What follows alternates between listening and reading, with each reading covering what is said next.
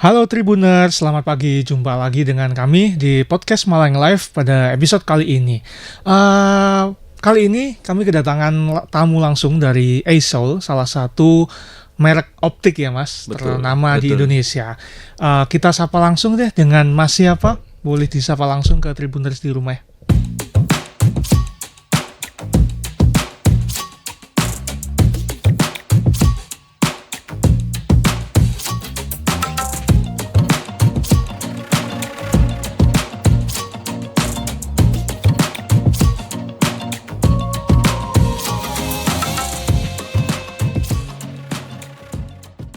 Baik, perkenalkan saya dari ASOL Malang.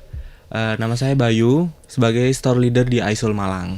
Oke, terima kasih Mas Bayu untuk kehadirannya. Mas Afif. Mas Bayu, siang hari ini kita bakal ngobrol soal apapun tentang mata ya. Iya, entah itu kelainan, entah itu perawatan, ataupun kira-kira di usia-usia tertentu kita membutuhkan apa sih untuk mata itu sendiri. Cuman untuk pertanyaan pertama, karena dari ASOL itu sendiri, mungkin bisa dijelasin ke teman-teman di rumah. ASOL itu sebenarnya perusahaan apa sih Mas? Baik, jadi ASOL sendiri sebetulnya itu merupakan bidang usaha baru di kawan lama. Jadi kita merupakan salah satu bidang baru berupa optikal. Kita bergerak di bidang optikal, kesehatan mata seperti itu. Kita juga masih dalam satu naungan di Informa. Jadi masih dalam satu naungan di kawan lama grup. Nah, ASOL sendiri itu kita mulai dari tahun 2022. Flagship pertama kita ada di Alam Sutra Jakarta. Cuman untuk di Jawa Timur kita ada 2 cabang. Yang pertama di ASOL Malang Saujajar, tepatnya di Living Plaza Saujajar. Yang kedua ada di Galaxy Mall Surabaya. Jadi tema ASOL sendiri sebetulnya kita menyediakan kacamata stylish modern untuk anak-anak sampai dewasa. Sedangkan ASOL sendiri itu terinspirasi dari eye sebagai jendela dan mengekspresikan diri. Menunjukkan kreativitas atau mengekspresikan diri sendiri dari kacamata itu sendiri. Jadi tagline kita sebetulnya itu stylish eyewear destination. Jadi menambah vision juga menambah stylish kita seperti itu. Thank you Mas Bayu. Mungkin kita langsung ngobrol ke apa yang tak spill-kan di depan tadi ya. Tentu sekarang itu banyak sekali pengguna kacamata ya. Baik itu soal styles atau lebih ke arah ke kebutuhan. Kayak saya kan ini kebutuhan ya. Betul. Sekarang yang sebenarnya umum dijumpai pada anak-anak terutama atau mungkin orang-orang dewasa itu ada kelainan mata apa sih Mas? Mungkin bisa dijelasin. Jadi kalau kita melihat perkembangan zaman sekarang ya Mas, karena memang perkembangan zaman sekarang kan semuanya serba teknologi ya. Kayak dulu waktu pandemi kan kita juga tahu bahwa semua anak sekolah mayoritas pakai sistem online. Jadi kita nggak bisa memungkiri kalau teknologi itu sangat berpengaruh sekali dengan mata.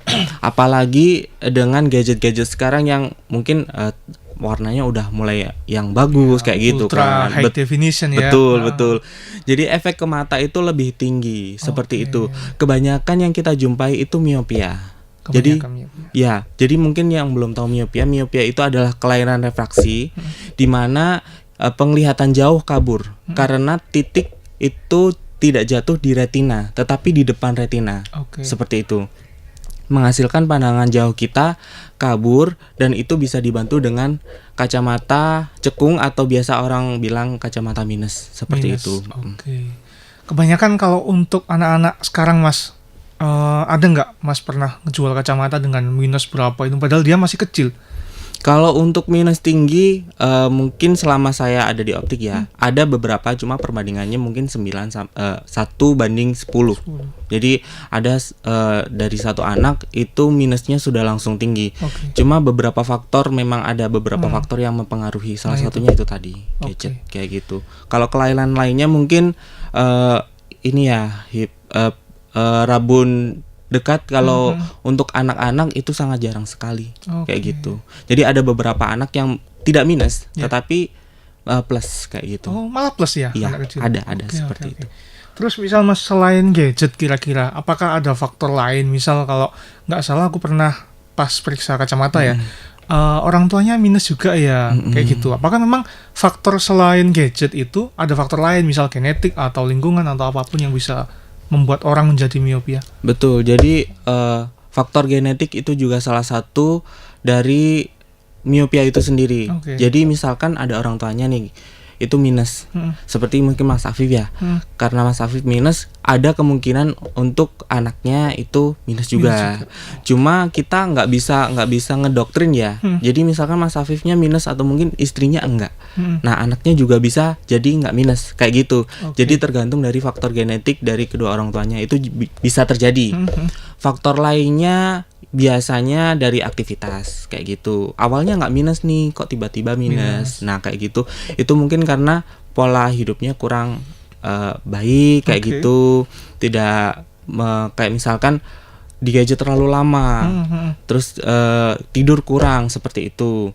Bisa juga dari konsumsi obat-obatan, dari efek samping dari obat itu juga ada. Terus yang paling sering itu biasanya trauma sih.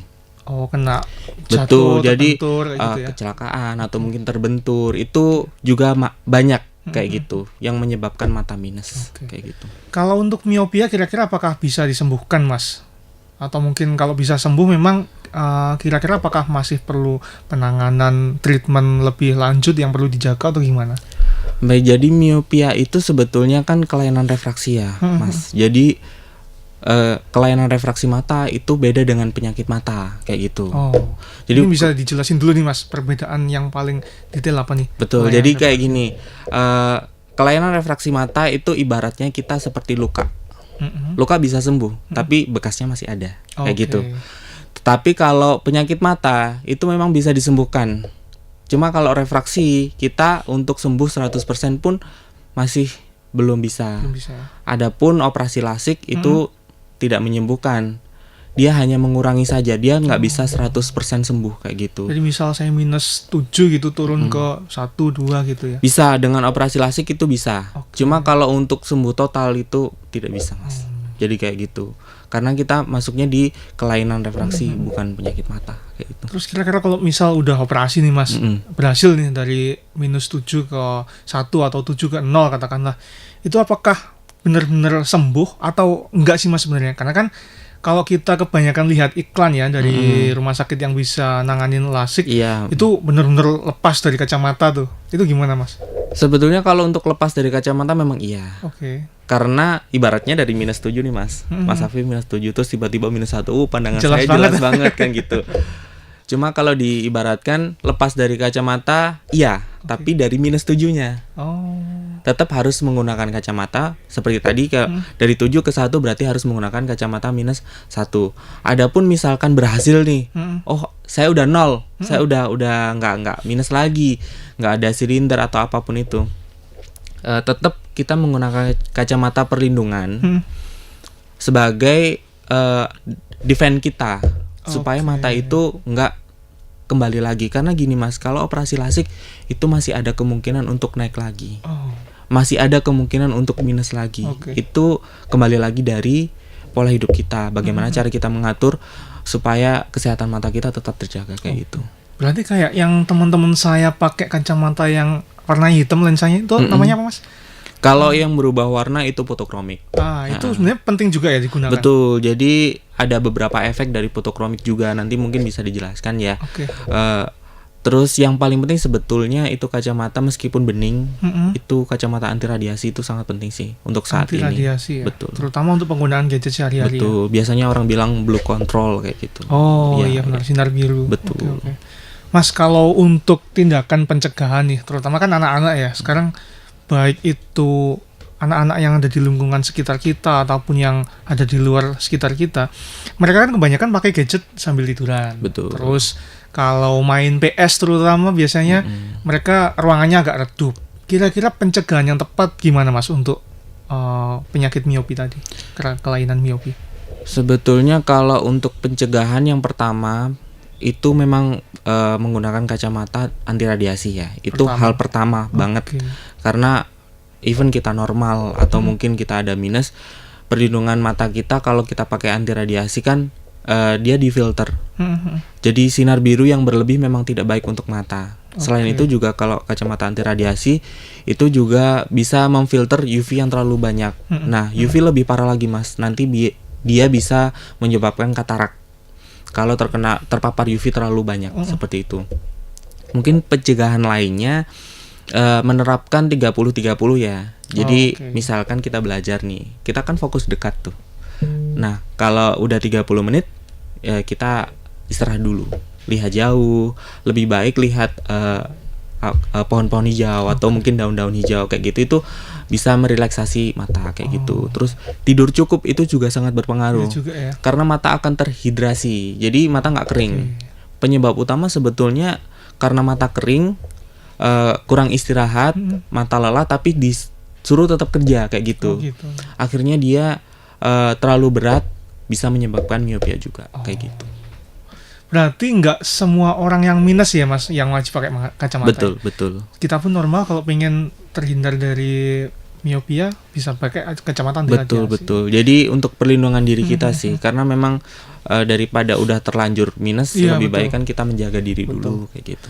Kalau untuk mitos yang banyak beredar di masyarakat nih Mas, kayak mungkin orang-orang akan bilang bahwa aku nggak minus, cuman temanku minus. Nyoba sih, aku pengen tahu rasanya pakai kacamata seperti apa. Ya, gitu kan dicoba.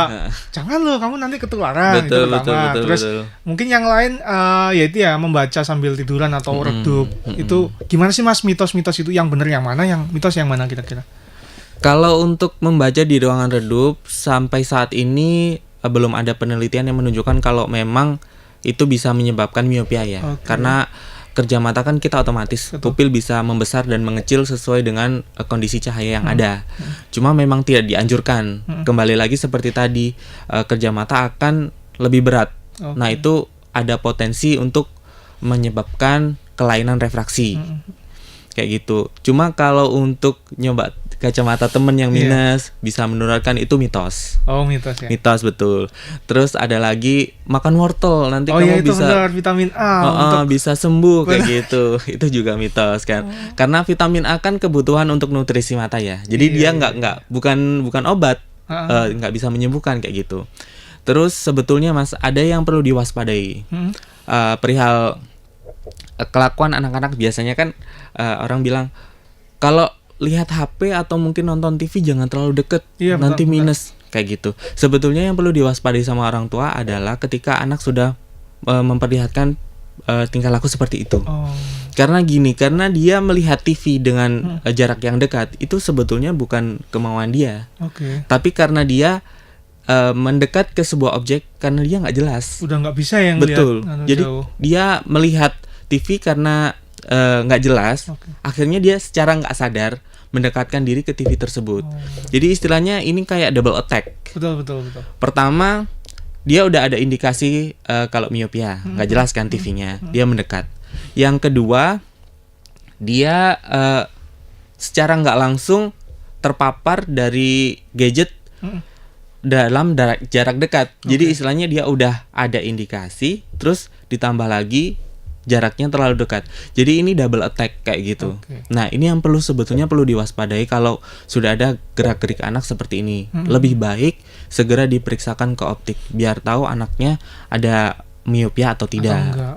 Kalaupun tidak ada, lebih baik diberikan kacamata anti radiasi dan dibiasakan anak untuk melihat TV dalam jarak tertentu yang normal. Betul. Dan pakai kacamata anti radiasi tadi. Betul. Karena Mas, pengalamanku nih, aku kan dulu SD mulai pakai kacamata. Kalau nggak salah mungkin sekitar kelas 3, kelas 5. Jadi pas duduk di belakang itu benar-benar gini-gini. Nggak kelihatan kan. Iya kan, mata kita kan mengecil gitu ya, nyipit-nyipit gini. Terus sama guru disuruh untuk maju. Afif, maju aja ke depan. Kok kayaknya kamu nggak kelihatan? Iya Bu. Aku pikir itu normal Mas, karena mungkin pikirku, jarak sekian meter memang udah nggak bisa. Ternyata enggak. Ternyata saat itu aku udah dapat minus 1. Betul. Akhirnya mulai dari situ, ternyata jarak segini memang udah nggak normal untuk dikatain manusia bisa ngelihat jarak segitu. Harusnya bisa ngelihat tapi nggak bisa. Berarti itu udah saatnya meriksain anak ke betul. optik. Jadi kalau memang sudah ada gerak-gerik seperti itu, ada tanda-tanda bahwa nggak jelas nih, anak nggak jelas, terus anak-anak kan nggak mungkin, pak aku nggak jelas nih, bilang betul, Mas. Kayak gitu kan mereka jarang banget kayak betul, gitu. Betul. Lebih praktis mereka ya udah deket aja. Ya udah deket aja ke objek, lihat TV-nya lebih deket aja biar jelas kayak gitu kan. Jadi itu mungkin yang perlu kita sadar gitu. Sama disipitin gini matanya. Betul. Nah, itu juga Mas kan kalau gini-gini kan lebih jelas ya biasanya kan bener. Gitu. Nah, itu kalau udah anak kayak gitu perlu perlu diperiksain ke optik. Waduh, nih kayak gitu. Oke. Terus Mas, sekarang kan misal nih ada kasus udah nyipit-nyipitin mata, udah mendekat, kan harus ke optik ya untuk memeriksakan. Betul. Kira-kira kalau sebelum kita ke optik nih Mas, apa sih yang mungkin dari customer atau kita yang mau ke optik itu perlu tahu? Harus ada apanya sih optik itu terutama? Misalkan sekarang optik banyak nih pinggir jalan, baik yang itu punya brand atau enggak. Yeah. Apa yang perlu kita ketahui sebagai konsumer untuk tahu bahwa optik ini bagus gitu lah. Jadi hal pertama yang harus ditahu, optik tersebut harus punya izin. Oke. Harus punya izin. Staffnya lebih baik yang bersertifikat. Karena biasanya gini Mas, kalau di optik itu kita nggak menutup ya. Betul. Pasti sertifikat izin untuk refraksi itu dipajang di ruang periksanya, biasanya kayak gitu.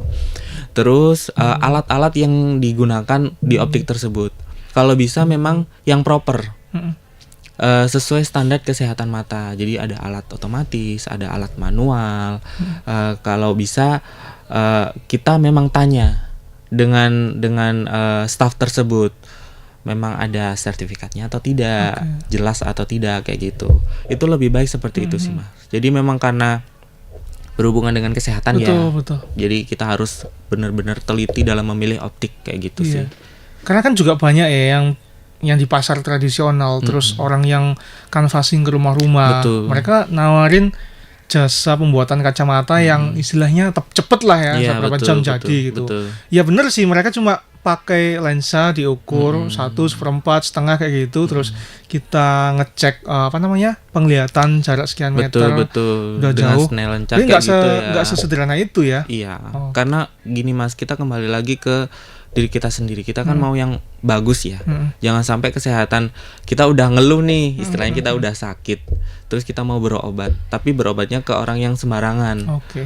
Jangan sampai nanti kedepannya malah lebih sakit lagi, kayak gitu kan. Betul. Jadi lebih baik kita pilih optik yang memang betul-betul udah bersertifikat dan sudah standar untuk alatnya, kayak gitu sih. Mungkin satu sebelum terakhir sih Mas, tadi kan udah ya jelasin profil iSoul seperti apa. Betul. Mungkin yang satu sebelum terakhir mungkin bisa dijelasin nih Mas, layanan dari iSoul itu apa aja, produknya apa aja, sama mungkin keuntungan yang lebih yang bisa didapetin selain dari optik lain di luar sana. Jadi kalau untuk iSoul sendiri kita menyediakan garansi untuk pembelian frame di iSoul itu selama 1,5 tahun. Biasanya kalau di optik lain kebanyakan kan 1 tahun. Kalau di iSoul kita menyediakan layanan garansi selama 1,5 tahun. Ditambah lagi kita bisa tukar tambah. Nah ini salah satu optik satu-satunya optik yang menyediakan layanan tukar tambah dengan kondisi apapun seumur hidup. Wow. Jadi kita bisa nih, misalnya Mas Hafid mau tukar tambah dong Mas, bisa. Kita melayani itu seumur hidup dengan kondisi apapun, seperti itu. Untuk diskon frame kita up to 70%. Selain itu kita juga dilayani dengan staff-staff yang memang sudah berpengalaman. Rata-rata kalau di iSoul Malang itu 5-7 tahun berpengalaman di bidang optikal. Udah lama banget ya. Terus kita juga sudah bersertifikat. Selain itu kita melayani konsultasi, pemeriksaan mata, servis dan cuci kacamata gratis di iSoul. Meskipun kacamatanya nggak beli di iSoul ya. Jadi kalau mau cuci kacamata, servis kacamata bisa di iSoul. Pemeriksaan dan konsultasi gratis dengan ahlinya, kayak gitu. Gratis, tanpa biaya. Tanpa biaya. Nanti kalau cocok ya beli. Betul. Oke, mungkin gitu aja sih Mas. Mungkin bisa kasih closing statement buat Tribuners yang ada di rumah, apapun soal mata. Bisa kasih saran mungkin, atau mungkin apalah, terserah. Jadi jagalah kesehatan matamu sebelum mata minus. Lebih baik sedia payung sebelum hujan. Melindungi lebih baik daripada mengobati. Oke. Terima kasih Mas Bayu untuk kesempatan kita bincang-bincang kali ini. Semoga dengan adanya podcast kali ini bisa nambah ya buat edukasi teman-teman, baik yang udah berkacamata atau belum. Gitu aja Tribuners sekalian untuk perjumpaan kita kali ini. Next time tetap ikutin di YouTube Tribun Jatim pada podcast Malang Live. Terima kasih, saya Afif Nurwan dan rekan saya Bayu mengucapkan sampai jumpa. Download Tribun X sekarang. Menghadirkan lokal menjadi Indonesia.